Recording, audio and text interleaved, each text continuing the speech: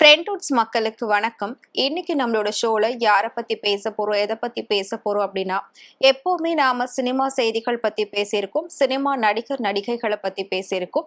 சினிமாவில் ரொம்பவே சந்தோஷமா இருக்காங்க, கோடிகள்ல சொத்து வச்சிருக்காங்க அப்படிங்கிற மாதிரி நிறைய விஷயங்கள் நாம பேசியிருக்கோம். அதே நேரத்துல நிறைய நலிவடைந்த கலைஞர்கள் இருக்காங்க அப்படின்றதையும் நாம பேசியிருக்கோம். சினிமாவில் ஒரு காலகட்டத்துல உச்சக்கட்ட ஒரு புகழ் நடிகரா வந்தவங்க இன்னைக்கு ₹1 கூட காசு இல்லாம, தன்னை பார்த்துக்கவும் யாருமே இல்லாம ரொம்பவே அனாதையா இருந்து இறந்து போன நடிகர்களையும் நாம பார்த்திருக்கோம். இந்த நிலைமை எந்த ஒரு நடிகர்களுக்குமே வரக்கூடாது அப்படின்றதுக்காக தான் பல சங்கங்கள் வச்சிருக்காங்க. பட் அவங்கெல்லாம் என்னதான் பண்றாங்க அப்படின்றது நமக்கு தெரியல. ஆனா இப்போ மறுபடியும் ஒரு நடிகர் ரொம்ப கஷ்டமான ஒரு சூழ்நிலையில தான் இருக்கிறதா வீடியோ வெளியிட்டிருக்காரு. ஸோ அவர் யாரு அப்படின்னு கேட்டீங்கன்னா, நடிகர் மோகன் சர்மா தான். யார் அது மோகன் சர்மா, கேள்விப்பட்டதே இல்லையே அப்படின்னு கண்டிப்பா உங்களுக்கு எல்லாம் தோணும். நான் சொல்ல போற இந்த நாடகத்தை கண்டிப்பா யாராலையும் மறந்திருக்கவே முடியாது. கோலங்கள் அப்படிங்கிற ஒரு நாடகத்துல தேவயானிக்கு அப்பாவா வருவாரு. சோ அவர் தான் மோகன் சர்மா. அவரு 20க்கும் மேற்பட்ட படங்களில் நடிச்சிருக்காரு. அது மட்டும் இல்லாம 2-3 படங்கள் அவர் டைரக்டும் பண்ணியிருக்காரு, ப்ரொடியூஸும் பண்ணியிருக்காரு. ஸோ நிறைய சீரியல்ஸ் அவர் பண்ணியிருக்காரு. அது மட்டும் இல்லாம போயஸ் கார்டன்ல சொந்தமா அவருக்காக ஒரு வீடும் இருந்திருக்கு. ஒரு காலகட்டத்துல மிகப்பெரிய ஒரு நடிகரா வலம் வந்தவர் தான் மோகன் சர்மா.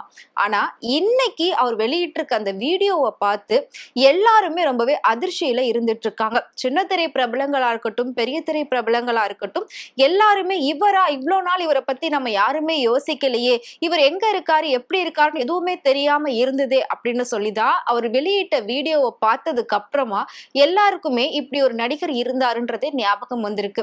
சோ நடிகர் மோகன் சர்மா இப்போ எங்க இருக்காரு அப்படின்னு பாத்தீங்கன்னா, ஒரு முதியோர் இல்லத்துல இருக்காரு. அதுவும் ரொம்ப தூரம் எங்கேயோ அப்படிலாம் கிடையாது. பக்கத்துல திருவள்ளூர் அப்படிங்கிற ஒரு மாவட்டத்துல கும்மிடிப்பூண்டி அப்படின்ற ஒரு இடத்துல ஒரு சின்ன கிராமம் இருக்கு.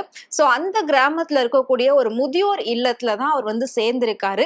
போயஸ் கார்டன்ல வீடு அவருக்கு சொந்தமா இருந்திருக்கு அப்படின்னா அவர் எவ்வளவு பெரிய ஒரு நடிகரா இருந்திருப்பாரு, எந்த அளவுக்கு அவர்கிட்ட பண பொருள் எல்லாம் இருந்திருக்கும் அப்படின்றத கண்டிப்பா நம்ம வந்து சொல்லியே ஆகணும். ஆனா இவரோட இந்த நிலைமைக்கு இப்போ என்ன காரணம் அப்படின்னா, இவரோட கூட இருந்த குடும்பங்கள், உறவினர்கள் எல்லாருமே வந்து ஒரு காலகட்டத்துல இவரை சுத்தி இருந்திருக்காங்க. இவர் கொஞ்சம் கஷ்டப்படும் போது எல்லாருமே அவரை விட்டு விலகி போயிட்டாங்க. இப்போ அவரை பாத்துக்கிறதுக்குன்னு யாருமே இல்லாம இருந்திருக்காங்க. அவருக்குன்னு சொந்தமா வீடு கூட இப்போ இல்ல. ஏன்னா இருந்த எல்லா சொத்துகளையும் பாத்தீங்கன்னா வித்து வித்து சினிமாவில தான் அவர் போட்டிருக்காரு.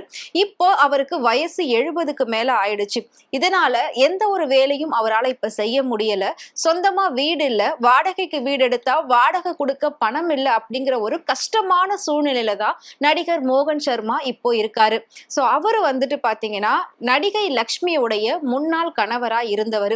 சோ எவ்வளவு பெரிய இடத்துல இருந்த ஒரு மனுஷன் இப்போ முதியோர் இல்லத்துல தங்கியிருக்காரு அப்படின்றத ஒரு கேட்கும் போது கண்டிப்பா சக நடிகர்களுக்கு இது எவ்வளவு பெரிய ஒரு அதிர்ச்சியை கொடுக்கும், எவ்வளவு பெரிய ஒரு சோகத்தை கொடுக்கும் அப்படிங்கிறத கண்டிப்பா நம்மளால நினைச்சே பார்க்க முடியாது. இந்த மாதிரி தான் நாம வந்துட்டு ஸ்ரீ அப்படிங்கிற ஒரு நடிகரையும் நம்ம வந்து பார்த்திருந்தோம். சோ அவர் வந்து ரொம்ப ஒரு இளமையான நடிகர் தான். அவருக்கே பல சூழ்நிலைகளால அவரோட வாழ்க்கை ரொம்பவே மாறி இருந்தது. திரும்பவும் அவரை மீட்டு கொண்டு வரணும் அப்படின்னு சொல்லி அவர் கூட இருந்தவங்க எல்லாம் நிறைய பேர் ட்ரை பண்ணிட்டு இருந்தாங்க. திரும்பவும் இப்ப அவர் வந்து எங்க இருக்காரு, என்ன பண்றாரு, பழைய நிலைமைக்கு வந்தாரா வரலையா அப்படின்ற ஒரு கேள்வி எல்லாருக்குள்ளயுமே இருக்கு. ஆனா அவரை பத்தின எந்த ஒரு இன்ஃபர்மேஷனுமே இல்ல. நடிகர் ஸ்ரீ யார் அப்படின்னு தானே யோசிக்கிறீங்க. வழக்கு எண் 18 அப்படின்ற மாதிரி ஒரு படம் வந்திருக்கும். சோ அதுல நடித்தவர் தான். அவர் கனா காணும் காலங்கள் சீரியல்ல பயங்கர ஃபேமஸான ஒரு கேரக்டர். அது மட்டும் இல்லாம ஓநாயும் ஆட்டுக்குட்டியும் அப்படிங்கிற மாதிரி பல படங்கள் அவர் பண்ணியிருக்காரு. சோ அவ்வளவு படங்கள் பண்ண ஒரு யங் ஹீரோவுடைய நிலைமையே ரொம்ப மோசமா இருக்கு அப்படின்ற மாதிரி நம்ம நிறைய வீடியோஸ் பார்த்திருக்கோம். அந்த வகையில நடிகர் மோகன் சர்மாவுடைய இந்த நிலைமையை பார்த்து பல ரசிகர்கள் அவரா இவரு அடையாளமே தெரியலையே, ஆளே மாறிட்டாரு, சோ இந்த அளவுக்கு நலிவடைஞ்சிருக்காரே அப்படின்னு சொல்லி ரசிகர்கள்லாம் ரொம்பவே வந்து சோகத்துல இருக்காங்க. கண்டிப்பா அவரை பழைய நிலைக்கு கொண்டு வாங்க, யாராவது அவரை மீட்டு கொண்டு வாங்க அப்படிங்கிற மாதிரி தான் அவரோட ரசிகர்களும் சமூக ஆர்வலர்களும் சொல்லிக்கிட்டு இருக்காங்க. இருக்காங்க. சோ இந்த விஷயத்தை கேள்விப்பட்ட நடிகர் ரஜினிகாந்த் என்ன பண்ணிருக்காரு அப்படின்னா, உடனே 1,00,000 ரூபாய் பணத்தை அவருக்கு வந்து கொடுத்து அனுப்பியிருக்காரு. கண்டிப்பா இது அவருக்கு ஒரு பெரிய உதவியா இருக்கும் அப்படின்ற மாதிரியும் சொல்லியிருக்காரு. மேற்கொண்டு என்ன ஒரு உதவி வேணும் அப்படின்னாலும் கேட்க சொல்லுங்க அப்படின்ற மாதிரி அவர் சொல்லி அனுப்பியிருக்காரு. கண்டிப்பா நடிகர் ரஜினிகாந்த் கொடுத்த இந்த 1,00,000 ரூபாய் நடிகர் மோகன் சர்மாவுக்கு மிகப்பெரிய ஒரு உதவியா இருக்கும் அப்படிங்கிறதுல எந்த ஒரு சந்தேகமும் கிடையாது. சோ இத பத்தி மோகன் சர்மா கிட்டே வந்து கேட்டிருக்காங்க, எதனால உங்களுக்கு இப்படி ஒரு நிலைமை வந்தது, நீங்க ஏன் இங்க வந்தீங்க அப்படின்னு. சோ அவரு சினிமாக்காகவே நிறைய பணம் பொருட்களை இழந்திருக்காரு, நிறைய உறவுகளையும் இழந்திருக்காரு. ஏன்னா ரொம்பவே பிஸியா சுத்திட்டு இருந்த காலகட்டத்துல உறவுகளை மதிக்காம போனது, சோ அவங்களோட டைம் ஸ்பெண்ட் பண்ணாம போனது, அதுக்கப்புறமா நான் எதுவுமே இல்லைன்னு உட்காரும் போது அவங்க யாரும் என் கூட இல்ல, நான் மதிக்கலன்றத மனசுல வச்சுக்கிட்டு நான் வந்து கஷ்டத்துல இருக்கும்போது அதை பயன்படுத்தி அவங்க வெளியில போயிட்டாங்க அப்படிங்கிற மாதிரி பல விஷயங்கள் அவர் சொல்லியிருக்காரு. அது மட்டும் இல்லாம ஓஹோ ஆகான்னு வளர்ந்த நானு இன்னைக்கு ஒரு மருந்து மாத்திரை வாங்க கூட என்கிட்ட காசு இல்லாம நான் கஷ்டப்பட்டுக்கிட்டு இருக்கேன். சோ எனக்கு தேவை இப்போதைக்கு ஒரு தங்குற இடமும் 3 வேளை சாப்பாடு தான். அது வந்து இந்த முதியோர் இல்லத்துல கொடுக்குறாங்கன்னு எனக்கு தெரிய வந்தது. சோ நான் இங்க வந்து நானே சேர்ந்துக்கிட்டேன். சோ எனக்குன்னு இப்ப யாருமே இல்லை, எதுவுமே இல்லை அப்படின்னு வந்து சொல்லியிருக்காரு. அது மட்டும் இல்லாம இப்போ என்னுடைய முழுக்க முழுக்க எண்ணங்கள்லாம் எங்க இருக்கு அப்படின்னு கேட்டீங்கன்னா ஆன்மீகம் தான்.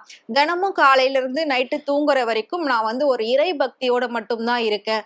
சாமிகளோட பேசுறது, சாமி பாடல்கள் பாடுறது, சோ இந்த மாதிரி விஷயங்கள் தான் நான் வந்து பண்ணிட்டு இருக்கேனே தவிர எனக்குன்னு வேற எதுவுமே இல்ல லைஃப்ல அப்படின்ற மாதிரி அவர் சொல்லியிருக்காரு.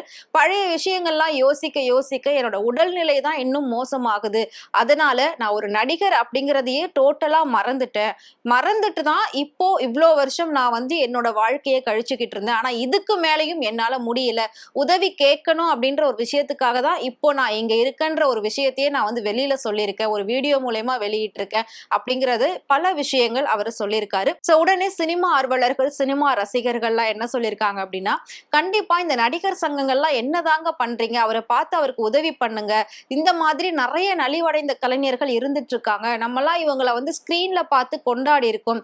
முக்கியமா கோலங்கள் அப்படிங்கிற ஒரு நாடகம் பல வருஷம் போச்சு. சோ அந்த நாடகத்தை யாராலையும் மறக்க முடியாது. அதுல இருந்த ஒவ்வொரு கேரக்டருமே நம்மளோட மனசுல இன்னைக்கு வரைக்கும் நீங்காத ஒரு இடம் பிடிச்சிருக்காங்க.